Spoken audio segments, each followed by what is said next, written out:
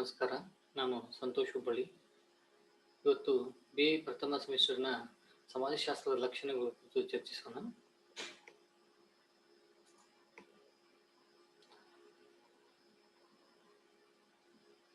ಹಾಗೆ ಕಳೆದ ಕ್ಲಾಸ್ನಲ್ಲಿ ನಾವು ಸಮಾಜಶಾಸ್ತ್ರದ ಅರ್ಥ ಮತ್ತು ವ್ಯಾಖ್ಯೆಗಳ ಕುರಿತು ಚರ್ಚಿಸಿದ್ವಿ.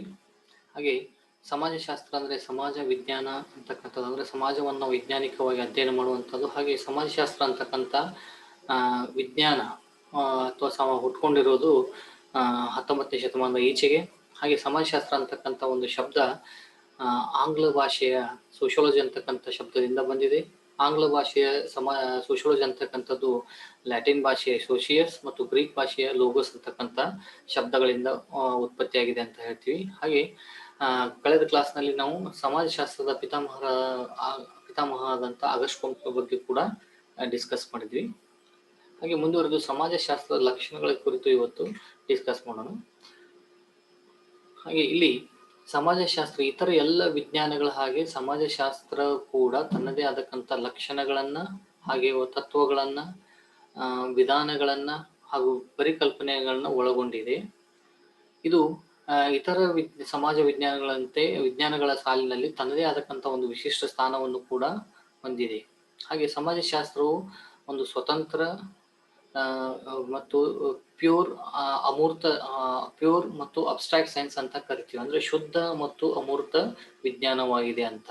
ಹಾಗೆ ಇಲ್ಲಿ ಸಮಾಜಶಾಸ್ತ್ರದ ಲಕ್ಷಣಗಳ ಕುರಿತಂತೆ ರಾಬರ್ಟ್ ಬೈಸ್ಟೆಡ್ ಅಂತಕ್ಕಂಥ ಸಮಾಜ ವಿಜ್ಞಾನಿ ತನ್ನ ದ ಸೋಷಿಯಲ್ ಆರ್ಡರ್ ಅಂದರೆ ಸಾಮಾಜಿಕ ಪ್ರಕ್ರಮ ಅಂತಕ್ಕಂಥ ಪುಸ್ತಕದಲ್ಲಿ ಸಮಾಜಶಾಸ್ತ್ರದ ಲಕ್ಷಣಗಳ ಕುರಿತಂತೆ ಇಲ್ಲಿ ಕೆಲವು ಲಕ್ಷಣಗಳನ್ನು ಅವರು ಪ್ರಸ್ತಾಪಿಸ್ತಾರೆ. ಅದರಲ್ಲಿ ಮೊದಲನೇದು sociology is A social science and not a physical science ಅಂತಕ್ಕಂಥದ್ದು. ಅಂದರೆ ಸಮಾಜಶಾಸ್ತ್ರವು ಒಂದು ಸಮಾಜ ವಿಜ್ಞಾನವಾಗಿದೆಯೇ ಹೊರತು ಅದು ಭೌತ ವಿಜ್ಞಾನ ಅಲ್ಲ ಅಂತಕ್ಕಂಥದ್ದು. ಅಂದರೆ ಸಮಾಜಶಾಸ್ತ್ರ ಅಂತಕ್ಕಂಥದ್ದು ಮಾನವ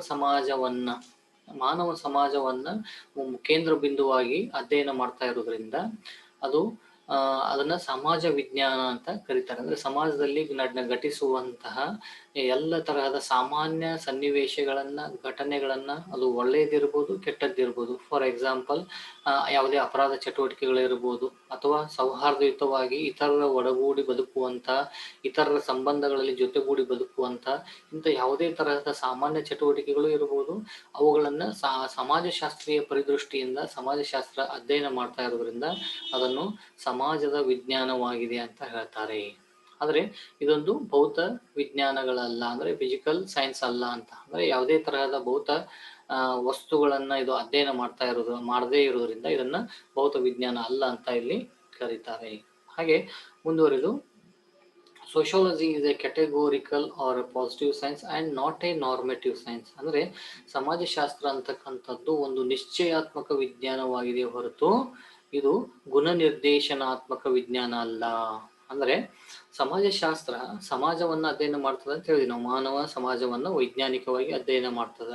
ಅಂದರೆ ಇಲ್ಲಿ ಸಮಾಜಶಾಸ್ತ್ರ ಮಾನವ ಸಮಾಜವನ್ನು ವೈಜ್ಞಾನಿಕವಾಗಿ ಅಧ್ಯಯನ ಮಾಡುವಾಗ ಅದು ಆ ನಿರ್ದಿಷ್ಟ ಅವಧಿಯಲ್ಲಿ, ನಿರ್ದಿಷ್ಟ ಸಮಯದಲ್ಲಿ ಮಾನವನ ಸಮಾಜ ಹೇಗಿದೆ, ಮಾನವನ ಸಮಾಜ ಫಾರ್ ಎಕ್ಸಾಂಪಲ್ ಮಾನವ ಸಮಾಜ ಯಾವ ರೀತಿ ರಚನೆಯಾಗಿದೆ ಮತ್ತು ಮಾನವ ಸಮಾಜದಲ್ಲಿ ಯಾವ ರೀತಿ ಕಾರ್ಯಗಳು, ಅಂದರೆ ಸಮಾಜ ಯಾವ ರೀತಿ ತನ್ನ ಕಾರ್ಯಗಳನ್ನು ನಿಭಾಯಿಸ್ತದ, ಇಂಥ ವಿಷಯಗಳನ್ನ, ಅಂದರೆ ಒಂದು ನಿರ್ದಿಷ್ಟ ಅವಧಿಯಲ್ಲಿ ಸಮಾಜ ಹೇಗಿದೆ ಅನ್ನುವುದನ್ನ ಅಧ್ಯಯನ ಮಾಡುವುದು ಸಮಾಜಶಾಸ್ತ್ರದ ಕೆಲಸ. ಬದಲಾಗಿ ಅದು ಸಮಾಜ ಹೀಗಿರಬೇಕು ಅಂತ ಅದು ಹೇಳುವುದಿಲ್ಲ. ಅಂದ್ರೆ ಹಾಗಾಗಿ ಸಮಾಜಶಾಸ್ತ್ರವು ಒಂದು ಗುಣನಿರ್ದೇಶನಾತ್ಮಕ ವಿಜ್ಞಾನವಾಗದೆ ನಿರ್ದೇಶನಾತ್ಮಕ ವಿಜ್ಞಾನ ಅಲ್ಲ. ಬದಲಾಗಿ ಇದೊಂದು ನಿಶ್ಚಯಾತ್ಮಕ, ಅಂದ್ರೆ ಒಂದು ನಿರ್ದಿಷ್ಟ ಅವಧಿಯೊಳಗೆ ಸಮಾಜ ಅಂತಕ್ಕಂಥದ್ದು ಯಾವ ರೀತಿ ಇದೆ ಅನ್ನೋದನ್ನ ಮಾತ್ರ ಅದು ಅಧ್ಯಯನ ಮಾಡ್ತದ. ಹಾಗಾಗಿ ಸಮಾಜಶಾಸ್ತ್ರವನ್ನ ನಿಶ್ಚಯಾತ್ಮಕ ವಿಜ್ಞಾನವಾಗಿದೆ ಹೊರತು ಗುಣನಿರ್ದೇಶನಾತ್ಮಕ ವಿಜ್ಞಾನ ಅಲ್ಲ ಅಂತ ಇಲ್ಲಿ ಹೇಳ್ತಾರೆ. ಹಾಗೆ ಮೂರನೇ ಒಂದು ಲಕ್ಷಣವನ್ನು ನಾವು ನೋಡೋದಾದ್ರೆ sociology is A pure science not an applied science. ಅಂದ್ರೆ ಸಮಾಜಶಾಸ್ತ್ರ ಅಂತಕ್ಕಂಥದ್ದು ಶುದ್ಧ ವಿಜ್ಞಾನವಾಗಿದೆ ಹೊರತು ಅನ್ವಯಿಕ ವಿಜ್ಞಾನ ಅಲ್ಲ. ಅಂದ್ರೆ ಇಲ್ಲಿ ಶುದ್ಧ ವಿಜ್ಞಾನ ಅಂತಂದ್ರೆ ಸಮಾಜಶಾಸ್ತ್ರವನ್ನ ನಾವು ಅಧ್ಯಯನ ಮಾಡೋದ್ರಿಂದ ನಾವು ಅಂದ್ರೆ ಜ್ಞಾನ ಸಂಪಾದನೆ, ನಾವು ನೇರವಾಗಿ ನಾವು ಜ್ಞಾನ ಸಂಪಾದನೆಯನ್ನು ಮಾಡಬಹುದೇ ಹೊರತು ಇಲ್ಲಿ ಸಮಾಜಶಾಸ್ತ್ರದಲ್ಲಿ ನಾವು ಪಡೆದಿರ್ತಕ್ಕಂಥ ಅಂದ್ರೆ ಓದಿ ನಾವೇನು ಜ್ಞಾನವನ್ನ ಪಡ್ಕೊಳ್ತೀವೋ ಅದನ್ನ ಅಂದ್ರೆ ಡೈರೆಕ್ಟ್ ಆಗಿ ಸಮಾಜ ಶಾಸ್ತ್ರವನ್ನು ಓದುವುದನ್ನ ನಾವು ಡೈರೆಕ್ಟ್ ಆಗಿ ಮಾನವನ ಒಂದು ಉಪಯುಕ್ತತೆಗೆ ಅದನ್ನ ಬಳಸಲಿಕ್ಕೆ ಸಾಧ್ಯ ಇಲ್ಲ. ಹೀಗೆ ಫಾರ್ ಎಕ್ಸಾಂಪಲ್ ಅದು ಫಿಸಿಕ್ಸ್ ಇರ್ಬೋದು ಅಥವಾ ಬಯಾಲಜಿ ಇರ್ಬೋದು ಅಥವಾ ಕೆಮಿಸ್ಟ್ರಿ ಇರ್ಬೋದು, ಈ ವಿಜ್ಞಾನಗಳು ಅಂದ್ರೆ ಈ ಭೌತ ವಿಜ್ಞಾನಗಳನ್ನ ಓದೋದ್ರ ಮೂಲಕ ಅಥವಾ ಅಲ್ಲಿ ಪಡೆದಿರ್ತಕ್ಕಂಥದ್ದನ್ನ ನಾವು ನೇರವಾಗಿ ಮಾನವನ ಅನುಕೂಲತೆಗಳಿಗೆ ಅಥವಾ ಮಾನವನ ಒಂದು ಬಳಕೆಗೆ ನಾವು ಬಳಸಬಹುದು. ಆದ್ರೆ ಸಮಾಜಶಾಸ್ತ್ರದಲ್ಲಿ ನಾವು ಓದಿರುವುದನ್ನ ನಾವು ನೇರವಾಗಿ ಅದನ್ನು ನಾವು ಬಳಕೆಗೆ ಬಳಸಲಿಕ್ಕಾಗುವುದಿಲ್ಲ. ಬದಲಾಗಿ ಈ ಸಮಾಜಶಾಸ್ತ್ರವನ್ನು ಓದೋದ್ರ ಮೂಲಕ ಪಡೆಯುವ ಜ್ಞಾನವನ್ನ ನೀತಿ ನಿರೂಪಕರು ಅಥವಾ ಯಾವುದೇ ಒಂದು ಶಾಸನ ನಿರೂಪಕರು ಇರ್ಬೋದು ಅಥವಾ ಸರ್ಕಾರಗಳಿರ್ಬೋದು, ಈ ಒಂದು ಸಮಾಜಶಾಸ್ತ್ರದ ಜ್ಞಾನವನ್ನ ಪಡೆದುಕೊಂಡು ಅದನ್ನ ಸಮಾಜದ ಒಳಿತಿಗಾಗಿ ಆ ಜ್ಞಾನವನ್ನ ನೀತಿ ನಿರೂಪಣೆಯಲ್ಲಿ ಬಳಸಬಹುದು. ಸೊ ಹಾಗಾಗಿ ಸಮಾಜಶಾಸ್ತ್ರವನ್ನ ಒಂದು ಶುದ್ಧ ಶಾಸ್ತ್ರ ಶುದ್ಧ ಶಾಸ್ತ್ರ ಅಲ್ಲದೆ ಅದೊಂದು ಅನ್ವಯಿಕ ವಿಜ್ಞಾನ ಅಲ್ಲ ಅಂತ ಕರೀತಾರೆ. ಹಾಗೆ ನಾಲ್ಕನೇದು ನಾವು ನೋಡೋದಾದ್ರೆ sociology is a generalising and not a particularising science. ಅಂದರೆ ಸಮಾಜಶಾಸ್ತ್ರ ಅಂತಕ್ಕಂಥದ್ದು ಸಾಮಾನ್ಯೀಕರಣ ಮಾಡುವ ವಿಜ್ಞಾನವೇ ಹೊರತು ನಿರ್ದಿಷ್ಟೀಕರಣ ಅಂದ್ರೆ ವೈಯಕ್ತೀಕರಣ ಮಾಡುವ ವಿಜ್ಞಾನ ಅಲ್ಲ ಅಂತ. ಅಂದರೆ ಸಮಾಜಶಾಸ್ತ್ರದಲ್ಲಿ ನಾವು ಏನೋ ಸಮಾಜವನ್ನು ಅಧ್ಯಯನ ಮಾಡಬೇಕಾದಾಗ ಇಡೀ ಸಮಾಜವನ್ನೇ ಅಥವಾ ಇಡೀ ಸಮಾಜದಲ್ಲಿ ಘಟಿಸುವಂತ ಎಲ್ಲ ಘಟನೆಗಳನ್ನ ಸನ್ನಿವೇಶಗಳನ್ನ ಅಧ್ಯಯನ ಮಾಡಕ್ ಸಾಧ್ಯ ಆಗುವುದಿಲ್ಲ.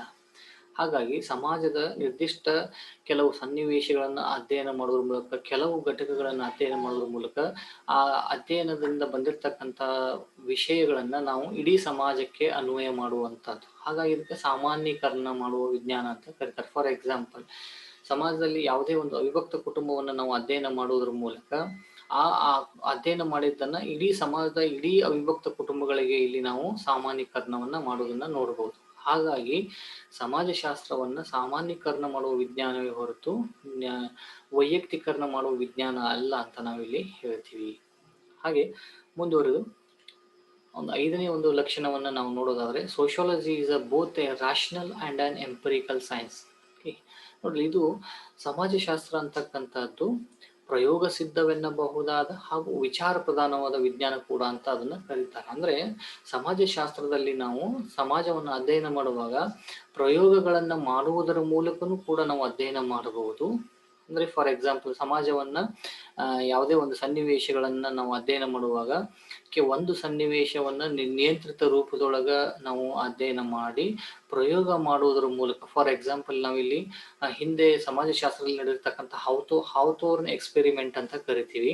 ಸೊ ಇದು ಒಂದು ಪ್ರಯೋಗದ ಮೂಲಕ ಅಧ್ಯಯನ ಮಾಡಿರುವಂತ ಒಂದು ಅಧ್ಯಯನ ಅಂತ ಕರಿತೀವಿ ನಾವು. ಹೀಗೆ ಸಮಾಜಶಾಸ್ತ್ರ ಅಧ್ಯಯನ ಮಾಡುವಾಗ ಪ್ರಯೋಗದ ಮೂಲಕನೂ ಅಧ್ಯಯನ ಮಾಡಬಹುದು. ಹಾಗೆ ವೈಚಾರಿಕ ವಿಚಾರಗಳನ್ನ ಪ್ರಧಾನವಾಗಿ ಇಟ್ಕೊಂಡು ಕೂಡ ನಾವು ಸಮಾಜವನ್ನ ಅಧ್ಯಯನ ಮಾಡಬಹುದು.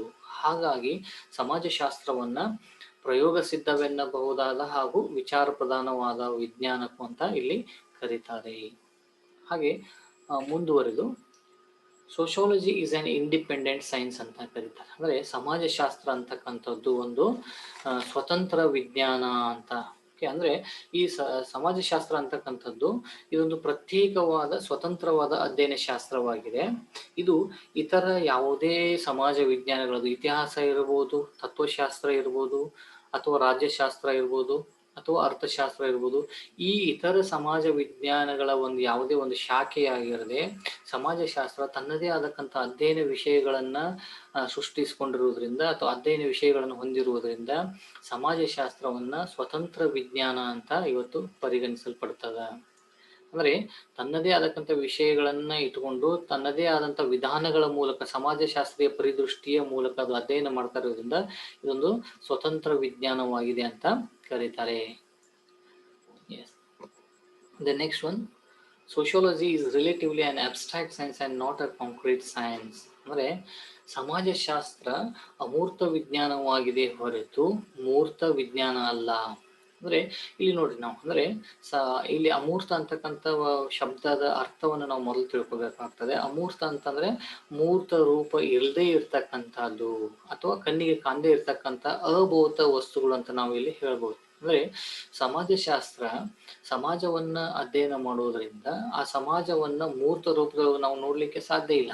ಅಥವಾ ಫಾರ್ ಎಕ್ಸಾಂಪಲ್ ನಾವು ಮಾನವರ ಸಂಬಂಧಗಳು ಅಂತ ಕರಿತೀವಿ, ಅದು ಪ್ರಾಥಮಿಕ ಇರ್ಬೋದು, ಮಾಧ್ಯಮಿಕ ಇರ್ಬೋದು, ಅಥವಾ ಬೇರೆ ಬೇರೆ ಸನ್ನಿವೇಶಗಳಿರ್ಬೋದು.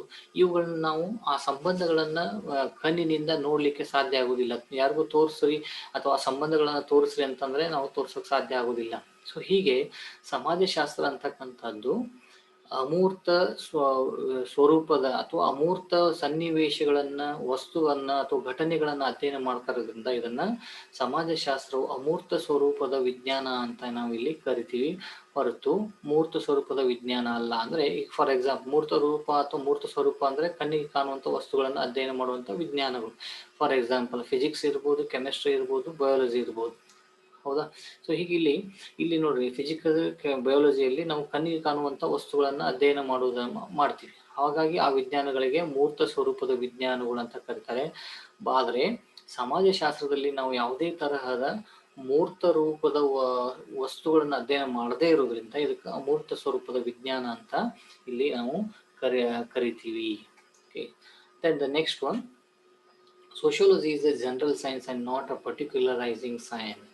ಅಂದ್ರೆ ಸಮಾಜಶಾಸ್ತ್ರ ಅಂತಕ್ಕಂಥದ್ದು ಒಂದು ಸಾಮಾನ್ಯೀಕರಣ ಮಾಡುವ ವಿಜ್ಞಾನ ಮತ್ತು ಅದು ವೈಯಕ್ತೀಕರಣ ಮಾಡುವ ವಿಜ್ಞಾನ ಅಲ್ಲ ಅಂತ. ಓಕೆ, ಅಂದ್ರೆ ಸಮಾಜಶಾಸ್ತ್ರ ಅಂತಕ್ಕಂಥದ್ದು ಅಂದ್ರೆ ಜನರಲ್ ಸೈನ್ಸ್, ಸಮಾಜ ವಿಜ್ಞಾನವೇ ಹೊರತು ವಿಶೇಷ ವಿಜ್ಞಾನ ಅಲ್ಲ. ಅಂದ್ರೆ ಸಮಾಜಶಾಸ್ತ್ರವು ಸಮಾಜವನ್ನ ಅಧ್ಯಯನ ಮಾಡುವಾಗ ಸಾಮಾನ್ಯ ಸಮಾಜವನ್ನ ಅಂದ್ರೆ ಇಡೀ ಸಮಾಜವನ್ನ ಒಂದು ಸಾಮಾನ್ಯವಾಗಿ ಪರಿಗಣಿಸಿ ಅಧ್ಯಯನ ಮಾಡ್ತದೆ ಹೊರತು ನಿರ್ದಿಷ್ಟವಾಗಿ ಮಾನವನ ಯಾವುದೇ ಒಂದು ನಿರ್ದಿಷ್ಟ ಚಟುವಟಿಕೆಗಳನ್ನ ಮಾತ್ರ ಅದು ಅಧ್ಯಯನ ಮಾಡುವುದಿಲ್ಲ. ಹೌದಾ? ಫಾರ್ ಎಕ್ಸಾಂಪಲ್ ನಾವು ಅರ್ಥಶಾಸ್ತ್ರ, ರಾಜ್ಯಶಾಸ್ತ್ರ ಅಥವಾ ಅಪರಾಧ ಶಾಸ್ತ್ರ ಅಂತ ಕರಿತೀವಿ. ಇವೆಲ್ಲವುಗಳು ಒಂದು ನಿರ್ದಿಷ್ಟವಾದಂತ ಒಂದು ವಿಶೇಷ ಸನ್ನಿವೇಶಗಳನ್ನ, ಮಾನವನ ವಿಶೇಷ ಚಟುವಟಿಕೆಗಳನ್ನ ಇವು ಅಧ್ಯಯನ ಮಾಡ್ತಾ ಇರೋದ್ರಿಂದ ಅವಕ್ಕೆ ಪರ್ಟಿಕ್ಯುಲರೈಸಿಂಗ್ ಸೈನ್ಸ್ ಅಥವಾ ವಿಶೇಷ ವಿಜ್ಞಾನಗಳು ಅಂತ ಕರಿತೀವಿ. ಫಾರ್ ಎಕ್ಸಾಂಪಲ್ ಅರ್ಥಶಾಸ್ತ್ರ ಮಾನವನ ಬರೀ ಆರ್ಥಿಕ ಚಟುವಟಿಕೆಗಳನ್ನ, and political science studies only political behaviour ಅಥವಾ ಪೊಲಿಟಿಕಲ್ ಆಕ್ಟಿವಿಟೀಸ್ ಆಫ್ ಮ್ಯಾನ್. ಹಾಗೆ criminology, if you come to criminology, in criminology we study the criminal activities of man. So ಈ ರೀತಿ ಈ ವಿಜ್ಞಾನಗಳು ವಿಶೇಷವಾದಂಥ ವಸ್ತುಗಳನ್ನು, ವಿಶೇಷವಾದಂಥ ವಿಷಯಗಳನ್ನು ಅಧ್ಯಯನ ಮಾಡೋದ್ರಿಂದ ಇವಕ್ಕೆ ವಿಶೇಷ ವಿಜ್ಞಾನಗಳು ಅಂತ ಕರೀತಾರೆ. ಆದರೆ ಸಮಾಜಶಾಸ್ತ್ರ ಅಂತಕ್ಕಂಥದ್ದು ಇಡೀ ಮಾನವ ಸಮಾಜವನ್ನ ಸಾಮಾನ್ಯವಾಗಿ ಅಧ್ಯಯನ ಮಾಡ್ತಾ ಇರೋದ್ರಿಂದ ಇದನ್ನ ಸಾಮಾನ್ಯ ವಿಜ್ಞಾನ ಅಂತ ನಾವು ಕರಿತೀವಿ. Okay, so these are some of the features of sociology.